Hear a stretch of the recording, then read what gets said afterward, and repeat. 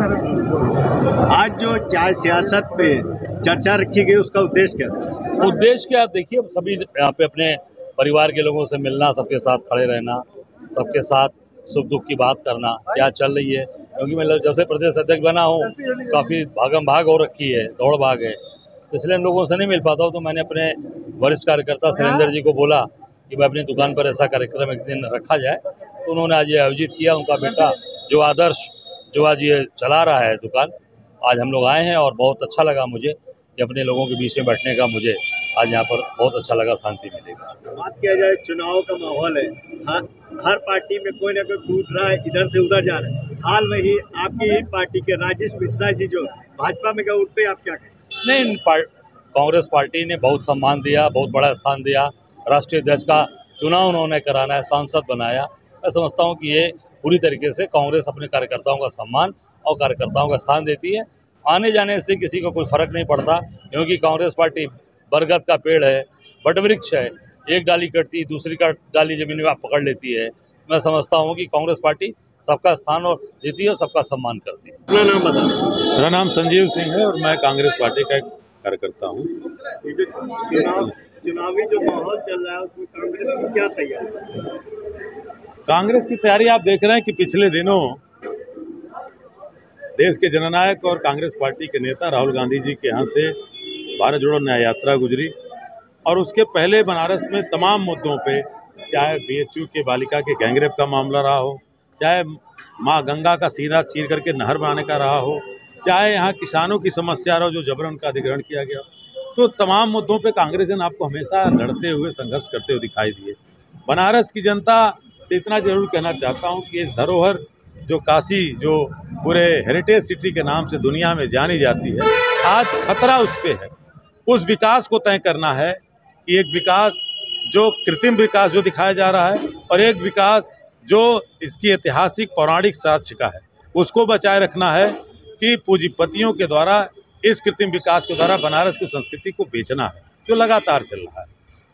तो ये मुद्दे हैं, और साथ ही साथ लगातार, क्योंकि हम मुद्दे की बात कर रहे हैं, हम जाति जनगणना की बात कर रहे हैं, किसानों के एमएसपी की लीगल कानून देने की बात कर रहे हैं, इन सब मुद्दों पे आप थोड़ा सा उस सरकार से पूछिए जहां प्रधानमंत्री कहते हैं कि कोई पिछड़ा नहीं है, कोई अगड़ा नहीं है, वो कहते हैं कोई जाति नहीं है, लेकिन संसद में कहते हैं सबसे बड़ा पिछड़ा मैं हूँ।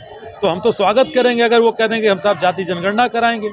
उन्होंने कहा था हमारी तपस्या में कोई कमी रह गई थी, 26 महीना किसान इंतजार किया। तो जिस परिवार की बात करते हैं, तो सवाल यही है कि क्या वो लोग परिवार नहीं हैं जो किसान इंतजार कर रहा था कि एमएसपी का लीगल कानून बना के हमारा प्रधानमंत्री देगा?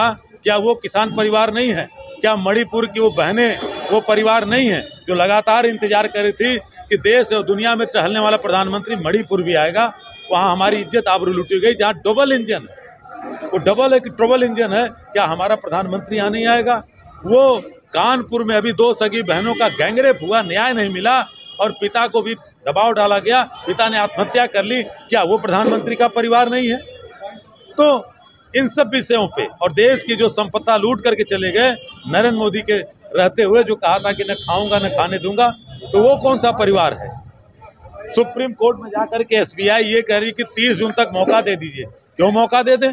हम सब जानते हैं कि इलेक्ट्रॉनिक चीज़ें हैं, कंप्यूटराइज चीज़ें हैं, कि हम आप बैंक में अपने साल 2 साल नहीं 10 साल का स्टेटमेंट लेने जाते हैं, आप मतलब आप लोग खुद जानकार हैं, तो विद इन मिनट हमारा स्टेटमेंट मिल जाता है।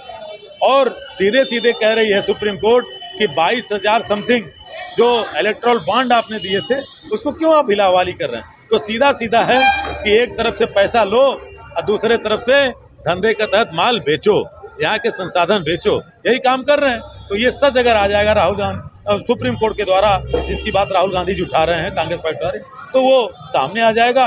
और लेकर के हमारे यहाँ पे प्रदेश अध्यक्ष थी अजय राय जी, लगातार इन संघर्षों को उठाया है।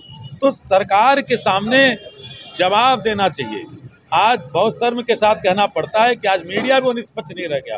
बुरा मत मानिएगा, आप विपक्ष से सवाल करते हो, आप ईमानदार हो, लेकिन ये बाइट मेरी चलेगी कि नहीं ये आपका मालिक तय करेगा। ये सवाल मेरे चलेंगे कि नहीं आपका मालिक तय करेगा।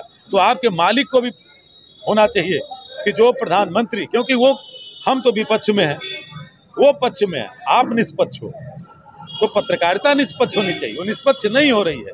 इसीलिए कांग्रेस पार्टी संघर्ष कर रही है इस देश के लोकतंत्र संविधान को बचाने के लिए, और हम लड़ते रहेंगे। और निश्चित है कि चुनाव आने वाले दिनों में इंडिया गठबंधन के नेतृत्व में, कांग्रेस के नेतृत्व में आप देखिएगा लोकतंत्र को बचाने की जनता सामने आएगी और सरकार बनाएगी।